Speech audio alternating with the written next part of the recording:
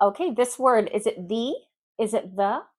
Well, there's rules for that. And if you know the rules, I bet you don't know the exception to the rules because most native English speakers globally don't always follow the rules. I'm going to explain to you the two rules for the and the pronunciation and the exception, which you will hear all the time. Okay, we use the, or we pronounce the, when the word has a consonant to begin with. So the book, the coffee, the client, the department, the pipeline, the target, the roadmap, the deliverables, the menu. If a word starts with a consonant, you're pronouncing the. Next is the. If the word starts with a vowel, you're pronouncing the office, the elevator, the email, the outcome, the area, the output, the audit, the. These are vowels. Okay, so the basic rule is we use the before a word starting with a consonant and the before a word starting with a vowel. But that's not all because there's consonants and then there's consonant sounds.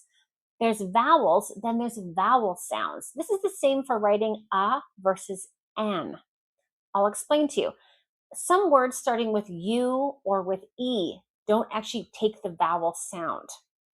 For example, we say elephant, elephant, and that's the vowel sound. That's the sound of the letter E is elephant. But we can say Europe, euro, and we're not using the vowel sound E.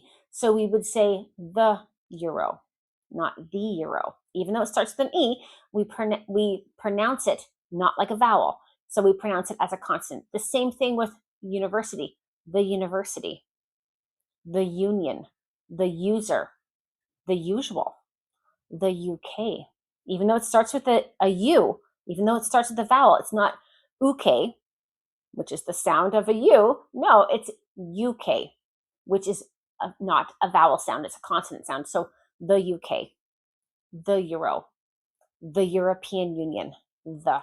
Okay, on the flip side, we have words that start with a consonant, but it's not pronounced like a consonant. This is for a lot of acronyms and words starting with H. For example, hour, the H is silent. So it has a vowel sound. Even though it starts with a consonant, I'll meet you in the hour. Or the honest answer, the honest answer. So this is silent H, sounds like a vowel, we say the. Same thing when it comes to an acronym, the MRI, the FAQ, the ROI, the HR. Okay, so now this final big exception where native English speakers don't even follow the rules on the previous page. If you're advanced, this is not going to sound unusual for you. Now, we use the for any word if we want to add emphasis. For example, the client is meeting you in the boardroom at 2. The client is meeting you in the boardroom at 2. I said the client, the client. Now, if I want to say client is really important. The client is meeting you in the boardroom at 2. The client, I'm saying the client because I'm adding emphasis that the client is there. So the client works out of Mumbai. The client works out of Mumbai. Perfect. The client, just plain old client. The client works out of Mumbai. The client.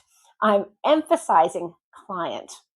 Okay, so I can say, she is the person you need to speak with if you want to get a raise. I need to get a raise. Who do I speak with? My manager or the HR manager? Jane, she's the person you need to speak with. You could say Jane is the person you need to speak with. It's perfect English. It's perfect pronunciation. But you're not saying dun, dun, that one person. So when you need to emphasize this person over all other people, this book over all other books, you wouldn't say the book is great. The book is great. So you're going to change the to the if you want to add emphasis. This is the turning point for our company. The turning point. So turning point that starts with the consonant. The turning point for our company was XYZ. I'm telling a story, fine. But if you want to say, wow, turning point, major turning point, the turning point. What is the strategy here? What is the strategy here? I need to know the strategy. I need to know the strategy. There are many CEOs. Our CEO is not just any CEO. He is the CEO of the industry, not the CEO. It's perfect, the CEO. Perfect English, but no, he is the CEO in the industry. Okay, we've done it. Hopefully now you understand when and where to use the and the, and especially when to use the with everything when you want to add emphasis. Thank you so much for joining me. I'll see you back for the next video. If you did enjoy this video, I encourage you to subscribe to my channel and like the video, and let me know down in the comments other tricky bits of English you want me to tackle.